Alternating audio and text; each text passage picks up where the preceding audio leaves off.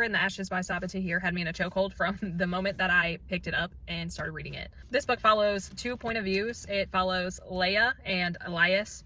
Leia is part of the Scholar people, and then Elias is part of the Marshall Empire. The Marshall Empire has taken over the Scholars long ago, and then one night Leia's entire family, her grandma, her grandfather, gets murdered by the Mask, and then her brother gets taken into prison for treason.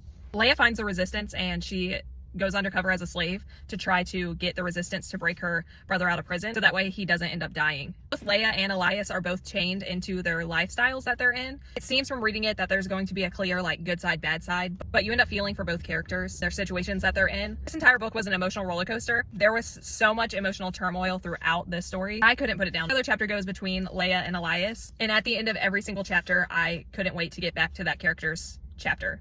But at the same time, I'm getting the other point of view from the other character that I couldn't wait from the previous chapter to get to. Definitely talks about some dark topics. As a slave, any defiance is met by death, regardless of whether you're a slave or you're part of the military academy. This book has trials in it, tribulations. There's a lot of deceit that happens, so many plot twists.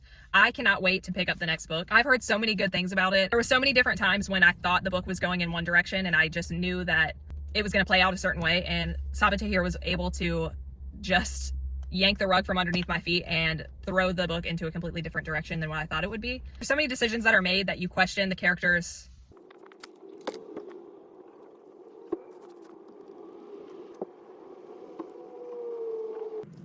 So many decisions that these characters make in this story that there's so many times that they made decisions and I was so confused why they would make that decision or why they would choose that side. And eventually Sabaa Tahir would let you know why that character made that decision, and then it made so much sense. So there was times where I was hating a character and I was like, I won't like this character. There's not anything that you could do that would make me understand their decision-making skills at that point. And then next thing you know, a couple chapters later, and I'm getting the reasoning behind the decision that they made, and it just would make so much sense at that point. I just ate this up. Can't recommend this book enough. I can't wait to read the rest of the series. This book series has the potential to be an all-time favorite.